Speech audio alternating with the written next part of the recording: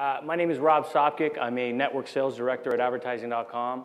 Advertising.com, as many of you already know, is pioneered the network media or the display network media space over a decade ago. We continue to be the leader in this space. We're the top ranking network and have been as such for many years now. I've been working with advertising for the past few years, primarily focused on this partnership with eBay. So much so that I've often felt like an employee of eBay's. I've been spending so much time with these guys, except that I'm the employee that always shows up with coffee and bagels for the entire department. It's funny how that ends up happening. Today you're going to hear from three of us. Joining me on stage are my partners from eBay.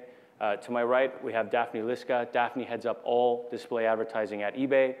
She's responsible for the agency relationship and a lot of the technological processes that they're putting in place with respect to their media buying. She also handles all display advertising globally for eBay. To my left is Adrienne Dutt. Adrienne plays an integral part on Daphne's team. She's primarily responsible for all of eBay's efforts on networks and exchanges and is tasked with using a lot of the technology and data that eBay has and applying it to their media buying. So with that being said, I'm going to give a little bit of an introduction here, and then Daphne's going to take you through some of the things that, some of the challenges and objectives that eBay has and some of the things that we did to set up the campaign. And then Adrienne's going to follow up with some of the things that we did as we were encountering challenges along the way and some of the things that we did afterward. And then I'll close up with some final thoughts. The thing that we want to start off with is that, when we were first approached with the idea of presenting this to you all, we wondered to ourselves whether this was going to be relevant for everyone in the room. It's quite complicated, and in fact, it's called eBay's customization of the advertising.com network. It's not, your off-the-shelf type of product. But as we thought about this, we really discovered this sort of business value of partnership was so integral to what we were doing. And that simply, the partnership that we had designed over these past couple of years was so important in helping us get everything done. The fact that the three of us are here up on stage is the culmination of 2 years worth of work of meeting weekly, almost in person or over the phone or via video, again, weekly over 2 years. And it's this idea of partnership that we think is so important in coming here to speak to you guys about when you're trying to find partners. It was the idea that display advertising had so much potential with our both companies that sort of started everything out for us. We really felt that display advertising hadn't been fixed and that there was a lot more to go. And it was through this shared lens that we were able to commit to one another, that we were able to open up and talk to one another in a fashion that wasn't representative of your typical sort of seller-buyer relationship. We put up with a lot, and we frankly worked hard. And we even had a name for the things that we were working on. We called it GABI, and that's another acronym for everybody in the room that if you don't have enough already. And it stood for Graphical Advertising Bidding Initiative. And as you'll hear in the next few minutes, GABI is as much about a smart media buying tactic or a strategy at making display advertising work as it is about this idea of getting, getting economics to work for you and making technology and economics to work for you and making sure that partnerships work out. So while everyone has different needs and objectives, I think we can all agree that you need to be a good partner if you're going to solve any problem, and that's the one thing we want to leave you with. So that being said, I'm going to hand it over to Daphne, and she's going to take you through the campaign. Yeah. Thanks, Rob. So I want to talk a little bit about some of the challenges we were encountering a few years ago. As most of you probably know, we're a very large search advertiser, and we use a lot of sophisticated algorithms around our bidding and our predictions around bidding. And the display and search teams were both on the same team, and so I was coming up against the challenge of my ROIs don't look as good as the search ROIs.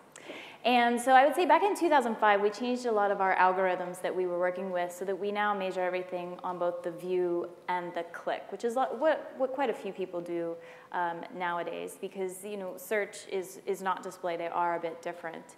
But what we do is we make sure that we run a control group with every campaign so that we're only taking credit for the incremental activity that's happening on eBay. Because we are a larger advertiser, if we were taking credit for all the views, my ROI would look pretty amazing. So we only look at the incremental activity.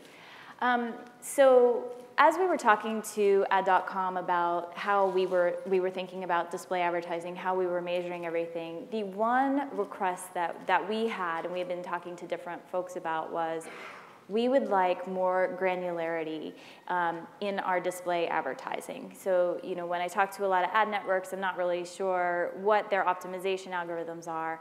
And because we don't let people pixel eBay.com, and because we look at the incremental activity that's happening on eBay, the optimization isn't as straightforward as, you know, hey, if you put a pixel on your site, we'll optimize for you. Because even if there was a pixel there, you'd be optimizing to the wrong thing because you wouldn't know what incremental activity is happening.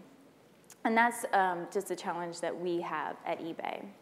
So about 2 years ago, as Rob said, you know, the great partnership that we have, they came back to us and they said, you know, we have a great idea.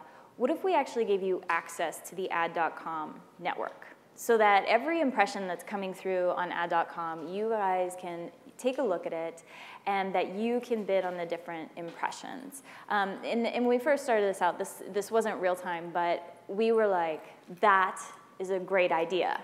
And to compromise with it, like, we don't actually know what's happening when we first started on ad.com, right? All that was coming through to us were numbers, right? It could be a site, it could be a size, it could be a segment. We don't really know what it is. It really was just a mathematical formula coming through to us. And what we were able to do across the run of the network is take this data, take a look at it on the back end, crunch it on our side, looking at that incremental ROI, and then send back to ad.com a file that could have, you know, 20 to 40,000 different rows to say, hey, you know what? This combination is worth something very valuable to us, so we would like you to bid more or bid less. And we kind of grew our partnership from there. So I think I'd like to turn it over to Adrienne so she can talk. Oh, and we had a cake. I forgot about that.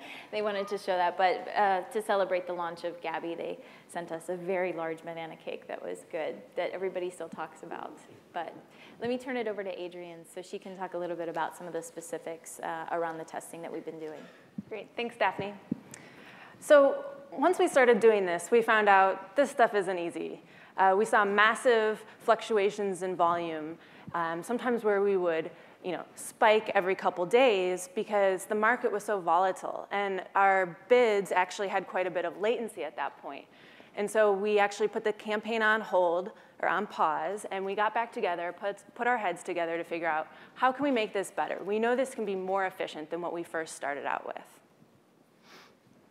We found that our biggest problem was that there were all these fluctuations in the marketplace that we weren't able to capture. We were failing to see those fluctuations and all the volatility, so we needed a better method to react to ad.com's network. So we put our heads together and we came up with a bid recommendation file.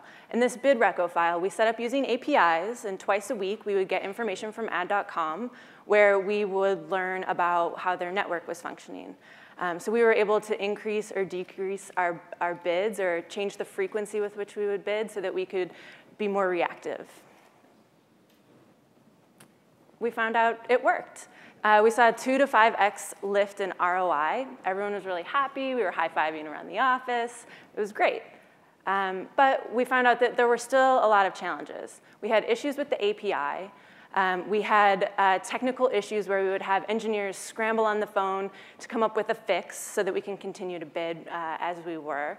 And also, I think the main thing was really that the inventory was in real time, whereas you know, our bids had quite a bit of latency at that point. They lagged and always were reactive to the system. It was actually kind of like steering a big cruise ship, you know, where you'd make a change and then wait for the result, and you know, it wasn't quite where we wanted to be.